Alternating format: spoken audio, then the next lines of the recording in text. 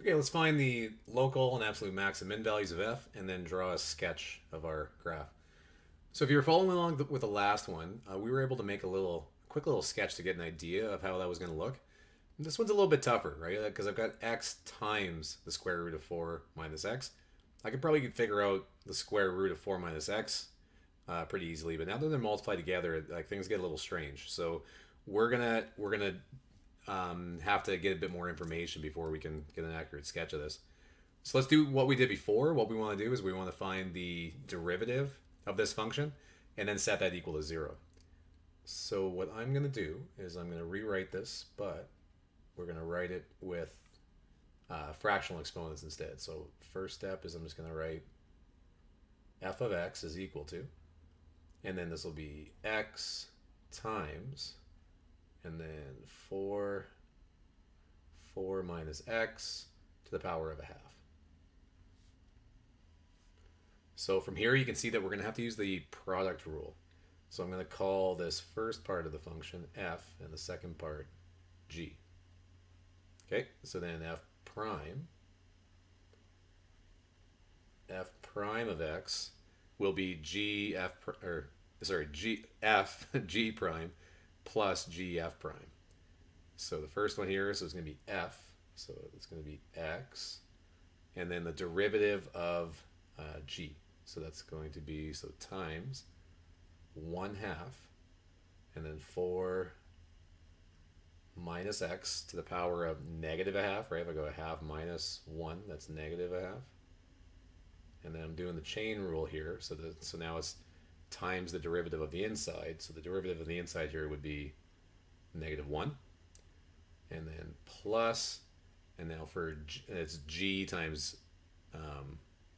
f prime. So then g is 4 minus x to the power of a half.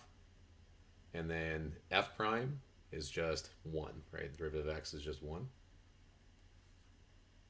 Okay, so next pass through, let's clean this up.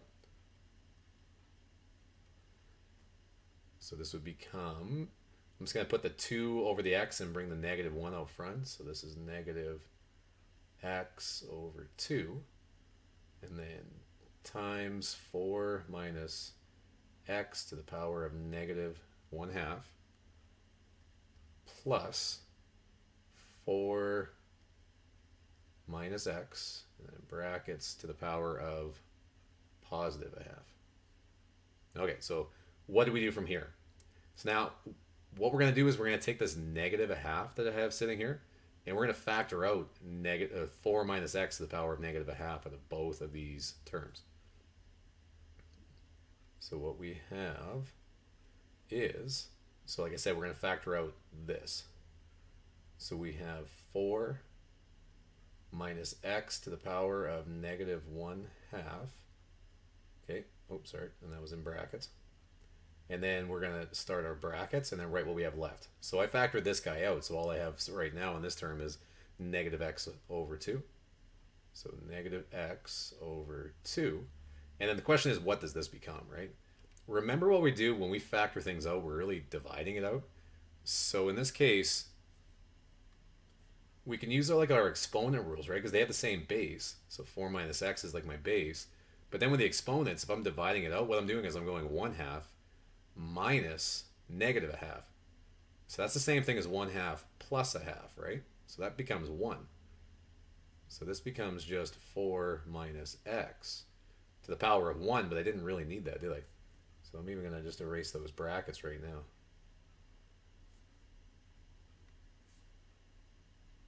Okay, so that got a little bit nicer, right? We can start to see things a little bit more clearly. So then from here, yeah, where can we go from this? Well, I do see that I have a denominator, right, of 2 in this one. So what I want to do, let's actually write this entire thing all over 2, right? So I'm going to write 4 over, like 4 as the denominator over 2 and x as well.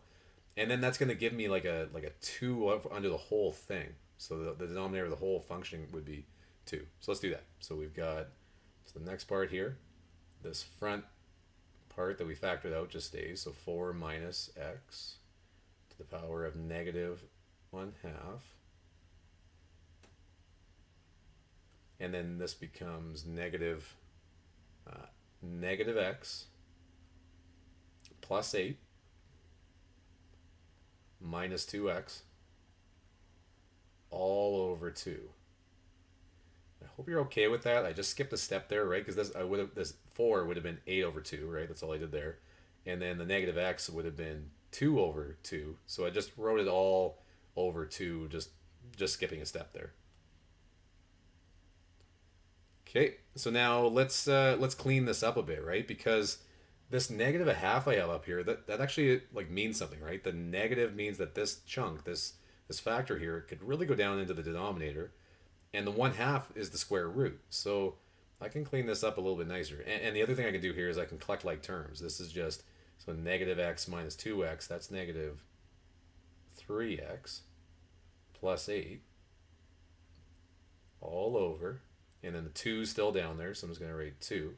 And then this part is really the square root of 4 minus x. So there you go. That is f prime of x. Okay, so now from here, what we want to do is we want to set this equal to 0, right? Because now we want to find our critical numbers. And there's going to be two critical numbers that we're interested in. We're going to be interested in where this function is equal to 0 and the non-permissible values. We have to take a look at both of those. So for the zeros, here, I'll write down here for the zeros. Oh, that was messy. Okay. Then that's going to be where the numerator is equal to 0, right? Because if the numerator is equal to 0, then the whole thing's 0, right? Because 0 divided by anything is 0. So that's going to happen when negative 3x plus 8 is equal to 0. And then we just need to solve for x, which I know you guys can do. And if you do that, we get x is equal to 8 over 3. Okay, so that's my first critical number. So that's either, I'm thinking that that's either going to be a maximum or a minimum, right? So that's what like one of the numbers I'm going to check. And then the other one I'm going to check is where I have an NPV, or a non-permissible value. All right, so where that's going to be the case would be, well, actually, you can't divide by 0, right?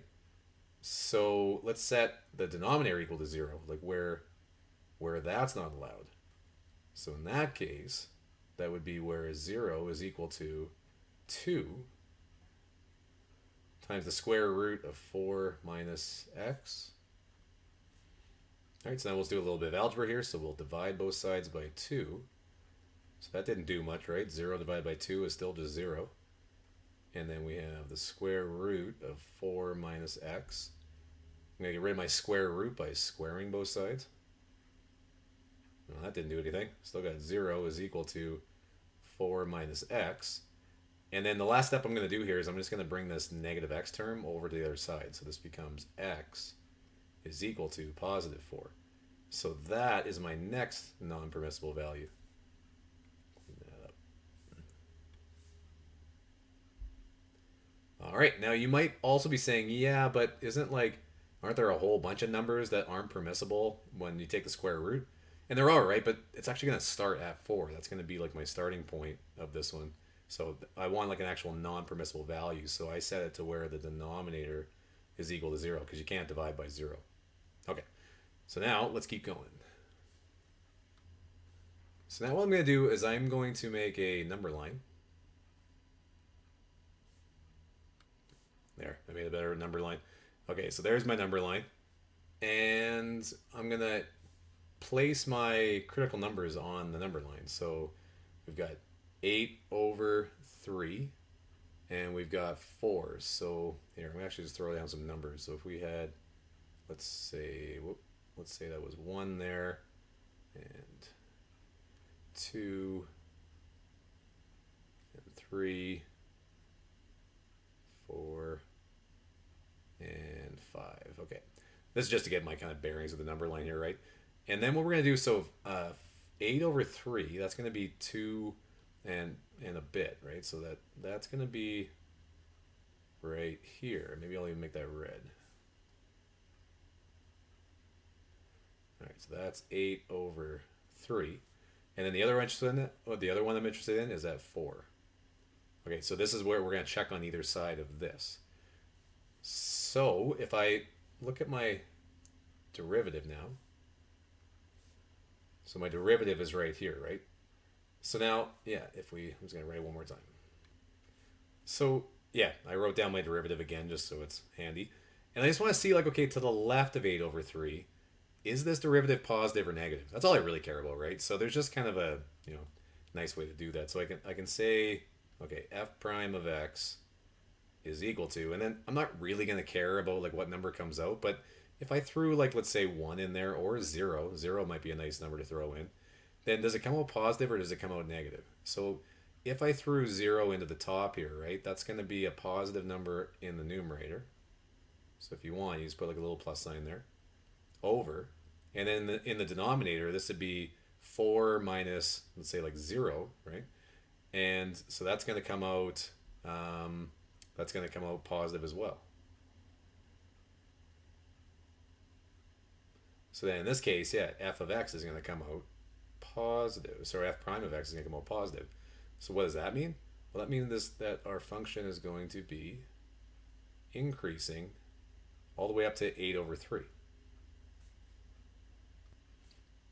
And now if we look in the next section, so let's say like between 8 over 3 and 4, so if you threw in, let's say, like 3 in place of here, so then what do we get? Well, now we're going to have negative 3 times 3 for a number there would be, so negative 9. So this is going to come out, so f prime of x is going to be negative, right, in the top there. So like negative 9 plus 1, or plus 8 is going to be like negative 1, if you like. And then if you look at the bottom here, this is going to come out positive, because if I put a 3 in there, it's going to be 4 minus 3. I'm still in the positive territory, so we're still positive. Okay, so I got a negative over a positive, so that's negative. So in this section, I'm going to be decreasing. That might not be the case, right? Sometimes we might have still been increasing. So we actually have to check. And then 4, so what happens if we throw 4 in there? So in this section, if we had f prime of x, and we said, okay, what's the numerator? Well, easy enough, so that would be 4 times 3, times negative 3, so that's coming out negative. So negative 12 plus 8, this is definitely going to be negative up top, right? But what happens in the bottom? So if I have like a 5, sorry, I shouldn't have put a 12 or a 4 up there, but let's say like 5, right? So, I'll use that as my number. Either way, it's coming out negative up top. In the bottom there, if I put 5, well, what happens here? I got 4 minus 5. I've got a negative under the square root. None of this exists. So f of x, and you can say like, does, oops, sorry.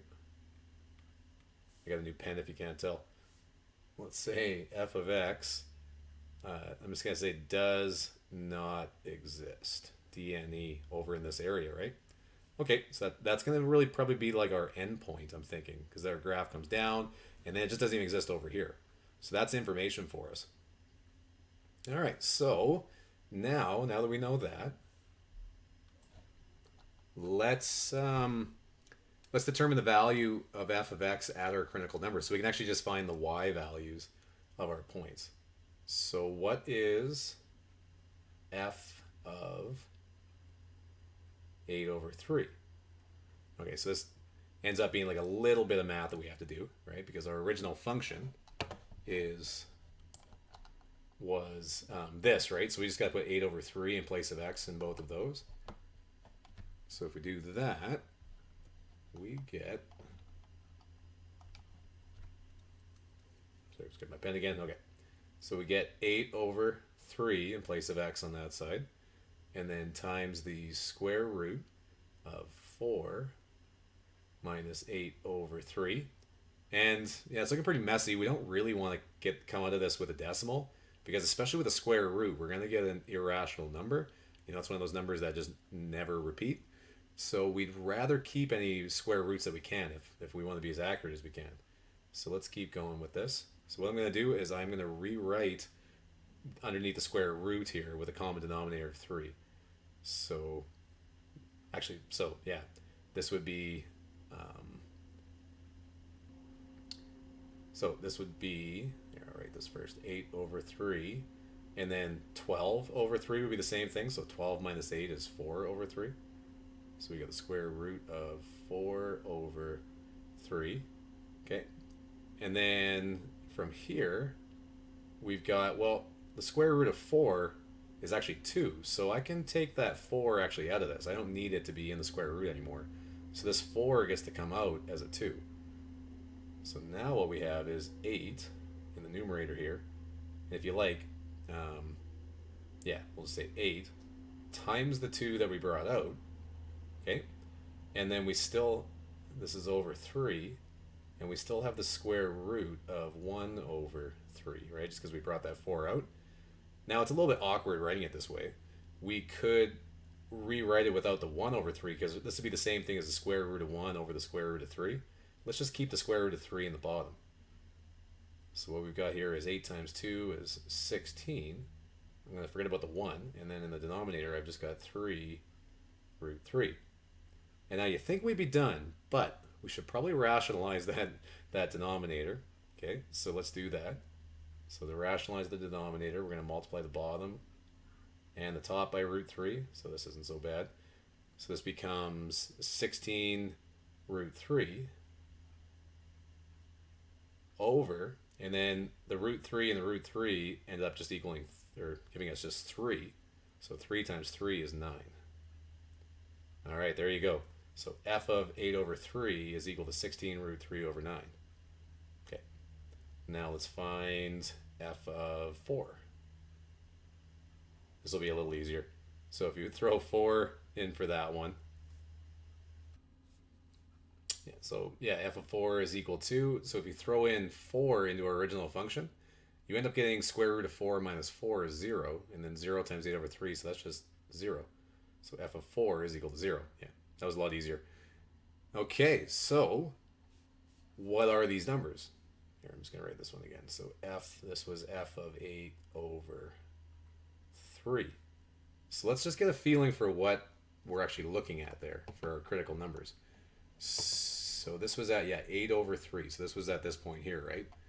Is that an absolute maximum? I can see it's a maximum because I'm like, you know, I have it's increasing and then decreasing. But is that the absolute max or like the local max?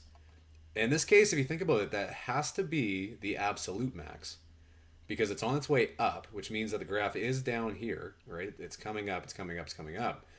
It doesn't ever turn around, like it's never up here, right? Because then that would mean that there would have been another low point, but there's not, right? We didn't find any other places where the derivative was 0. So the graph never turns around and goes back up there. So it's down here, it's definitely down here, and then comes up to a peak up here, and then goes down, and then just ends at some point, right? We get like our end point that's going to be for our 4 here, and that's as low as it goes, so it's never coming above that point again. So this 8 over 3 has to be an absolute max. So this would be an absolute max. Okay, so what about f of 4?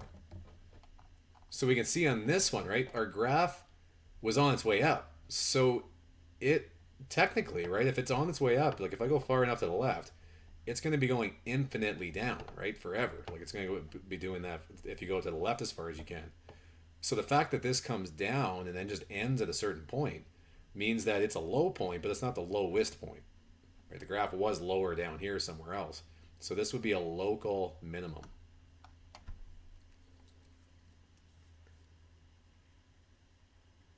Local minimum. All right, so I think we got enough information that we can actually just sketch our graph. But to tell you that, like we could kind of sketch it like just with the information we have.